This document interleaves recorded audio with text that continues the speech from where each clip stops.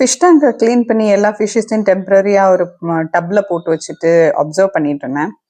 திடீர்னு பார்த்தா வித்தியாசமாக ஒரு மீன்.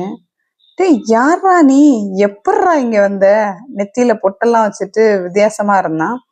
எப்படி இந்த டேங்க்ல இது வந்திருக்கும் அப்படி ஃபுல்லாக அப்சர்வ் பண்ணி பார்த்தா அவன் ஒருத்தன் தான் இருக்கான். எப்படி வந்திருக்கும்னு ஒரே கன்ஃபியூஷன்.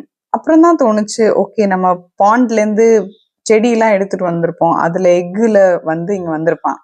இவ்வளோ நாள் கண்ணுல மாட்டவே இல்லை, எல்லாரோடையும் மிங்கில அவன் சுத்திட்டு இருந்திருக்கான்.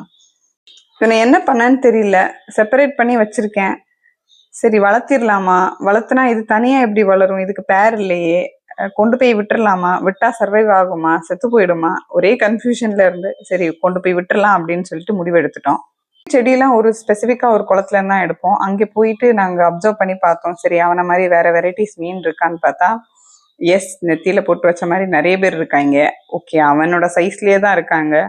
சரி இங்க விட்டா கரெக்டா இருக்கும் அப்படின்னு தோணுச்சு. இவன் மட்டும் கொஞ்சம் வித்தியாசமா லைட் கலர்ல இருந்தான் வேற எல்லா ஃபிஷ்ஷஸ் கூடயும் கம்பேர் பண்ணும்போது. சரி விட்டுருக்கோம். கொஞ்ச நேரம் நின்று அப்சர்வ் பண்ணி பார்த்தோம். சரி வேற ஏதாவது மீன் அட்டாக் பண்ணுதா, யாராச்சும் சேர்றாங்களா, இல்ல பஞ்ச் மங்கி மாதிரி ஆயிடுறானா அப்படின்னு தான். பட் பார்த்தா மிங்கிள் ஆயிட்டான். சரி ஓகே நம்மளும் ஹாப்பியா ரிட்டர்ன்